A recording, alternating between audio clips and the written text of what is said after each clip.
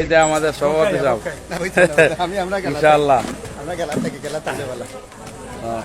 আলহামদুলিল্লাহ। আসসালামু আলাইকুম ওয়া রাহমাতুল্লাহি ওয়া বারাকাতুহু। আপনারা তো আমার করছেন বিভিন্ন মিডিয়ায় হইতে আমার ফেস থেকে একটা দেই আপনার মেডিকেল থেকে প্রিন্সিপাল জনাব রে আগামীতে ওনার ইউনিয়নের চেয়ারম্যান দেখতাম চাই সুজানগরবাসীর দাবি এবং বড়লেখাবাসীর দাবি আশা করি আপনারা সব লোকে থাকবেন। আসসালামু আলাইকুম। মেন কথা কইয়া দিন। আসসালামু আলাইকুম।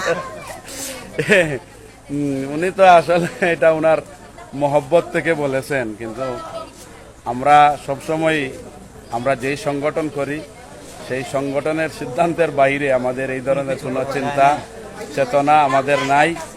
ইনশাআল্লাহ বড়লেখা উপজেলা সংগঠন তালিমপুর সংগঠন যদি চিন্তা করেন তাহলে হয়তো আল্লাহর উপর ভরসা করে যদি ওনারা আমাকে বেশি জোরাজুরি করেন তাহলে চেষ্টা করে দেখা যেতে পারে, কিন্তু ইন্টেনশনালি আমার এই ধরনের চিন্তা চেতনা নাই।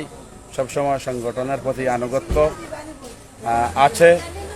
যেহেতু আমার লিয়াকত হাসান ভাই এই কথাটা বললেন, কারণ আমি বিভিন্ন সময় যখন ত্রাণ দিতে যাই তালিমপুর ইউনিয়নে বড়লেখায় বিভিন্ন জায়গায়, তখনই আমাকে বলা হয় যে আপনি কি আগামীতে চেয়ারম্যানে দাঁড়াইবেন কিনা।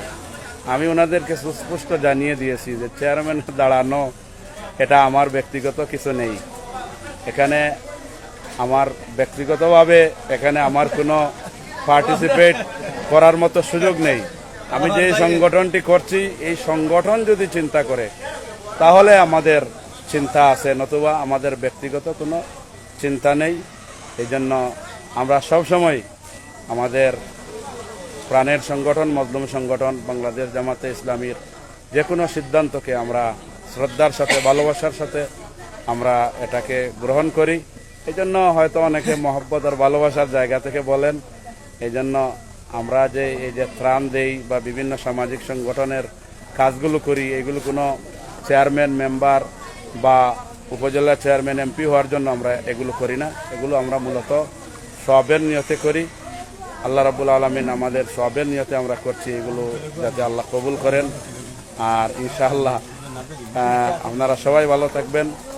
আর এই যে দেখেন আপনারা অনেক মানুষ কিন্তু এই যে দিগন্ত ফাউন্ডেশন সুজানগর পরিচালনায় এই যে ক্ষতিগ্রস্ত মানুষের এই যে আমাদের বাইরা দিনী বাইরা, এই যে আমাদের জি এই যে আমাদের চেয়ারম্যান সাহেব আছেন, এই যে আমাদের দুইবারের চেয়ারম্যান আমার প্রাণপ্রিয় মহব্বতের চেয়ারম্যান ভাই এই যে জনাব নসিব আলী সাহেব, এই যে উনি মানবতার কল্যাণে কাজ করতেছেন। এই যে সুজানগরের বাইরা আমরা সবসময় এই যে আমাদের ডাক্তার সাহেব উনি চলে যাবেন, তো ডাক্তার সাহেব ভালো আছেন তো ইনশাআল্লাহ। আপনারে ধন্যবাদ।